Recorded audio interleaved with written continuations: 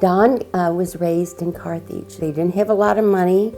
He had 2 brothers and a sister, and he worked all his life. He majored in college in Latin and Greek with a minor in philosophy. His brothers said, "Now what are you going to do with that, Don?" And he said, "Well, I'm not quite sure. What do you think, Bob?" And he said, "Well, you could translate the label off of the olive jars." I said, "Well, why don't you go to law school?" He said, "Well, I stuttered." He stuttered all through high school. I said, "Well, you'll overcome it." So that's what he did. And he graduated from law school in June of '57, and we were married the next month.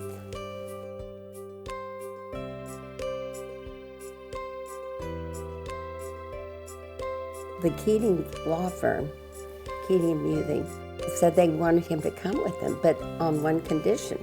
And that would be if Bill Keating, he was running for council, if he gets in. And if he doesn't get in, "Don, I'm sorry, we can't use you." So we got busy and we put all these signs all over the city, on top of cars, everything, passing literature out. I mean, it was an exciting time in our lives. I knew Mary Ann Klekamp from high school days, and one day I met her father, Mr. Schulmeyer. And I said, "How's Mary Ann doing?" He said, "She's wonderful. She just moved down here from Cleveland. She married a lawyer up there, and they moved down to Cincinnati." I said, "You know, I need a lawyer." And I had been looking for a lawyer. I had a very little company. And I call all the law firms downtown, and they would say, well, next time you're downtown, why don't you stop in and see us? I mean, it was not my kind of reaction. And I told Mr. Schulmeyer I was looking for a lawyer, and about 10 minutes later, my phone rang. It was Don Klekamp. And he said, "I understand you're looking for a lawyer." And I said, "Yes." He said, "When can I see you?" I said, "Now." He was there in no time. That's my kind of guy.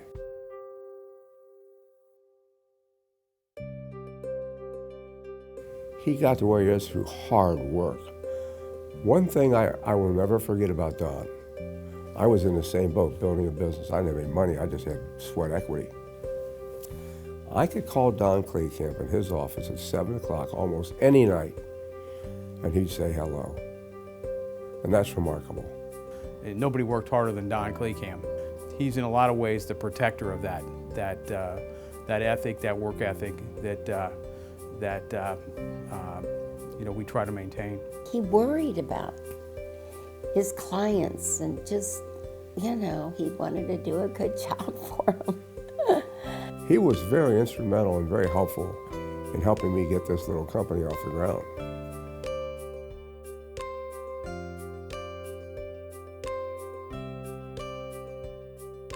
He has been the biggest influence in our success here. I don't know that I've ever come across anyone that exudes the character he does. And it's almost in every aspect from a business standpoint.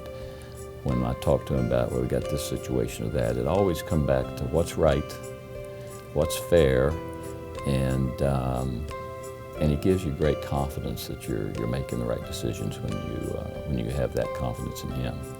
And I had so much respect for Don that I knew when he weighed in, it was probably important to listen to what he said. And then, over the years, as I got into the management of the firm, Don was there. He was a guy that I could always go and talk to and get his read on, does this seem right? Does this feel right? Don is a very strong, straight, without any bends, straight arrow. I would refer to him as the moral compass of the firm.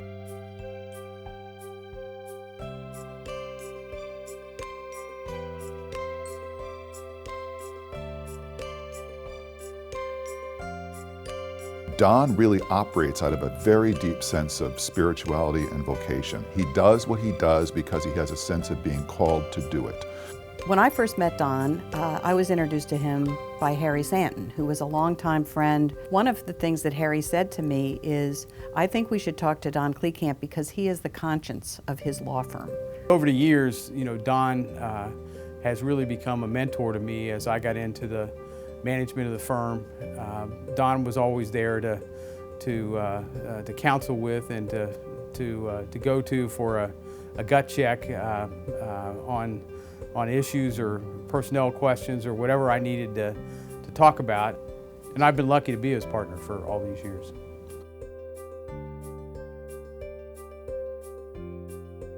When I think about Don as a leader, I think of two things. One is that he's an absolute expert in the field of law and a consummate professional from all his years of practice and experience.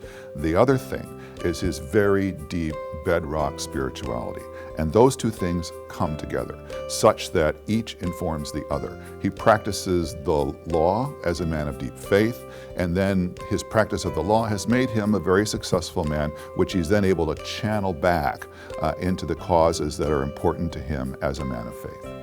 Well, one thing I've learned about Don in the years that he and I have become professionally closer and I've gotten to know him is that he is a man of great faith. And one of the ways that Don has expressed that faith is through his own work in the arena that I would call social justice. He said, I think poor people are every bit as deserving, and our justice system should provide legal services to everyone. It should be open to everyone, not just those who can afford to come to a firm such as mine. A big thing of importance to the Jesuits nowadays is what we call the service of faith and the promotion of justice, a real care for the poor. Well, that's been Don for decades. It was incumbent upon him to try to make the community better.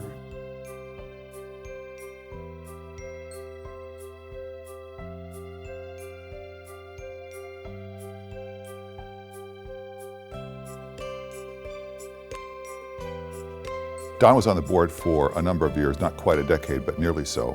He did a lot of service on the development committee, where he was incredibly valuable because Don knows everyone. And he has really a special relationship with so many different people. Whether it's politics or charities in the community to be involved in, all of my insight into those things come directly from Don.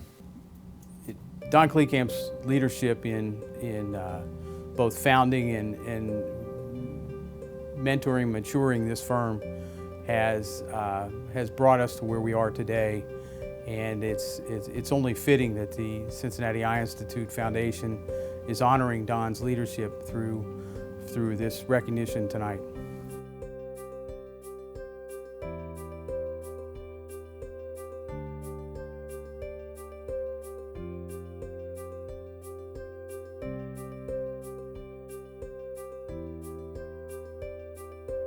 What amazes me is that he has so little time, but he always has time for everybody else. When I went on Saturday to the law firm with him, he would always go up to the janitor and shake her hand and ask her how she's doing. He tries to always put other people's needs ahead of his own. Actually, when new associates come into the office, he takes every one of them out to lunch. And he sits down with them and tells them the story of how KMK started, how he came on board, the whole history of it. So it means a lot to him. I can't tell you how many associates that I've talked to that say, wow, your dad's just amazing.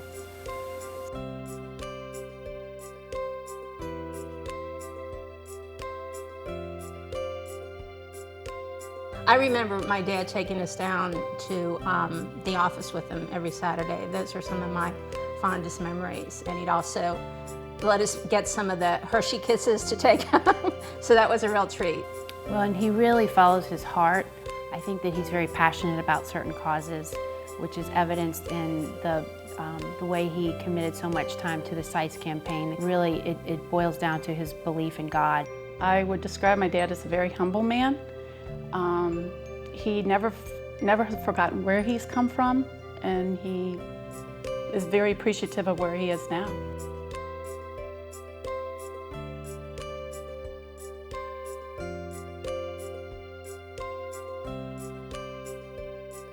I mean, my mom was wonderful. She was a huge, again, inspiration to all of us.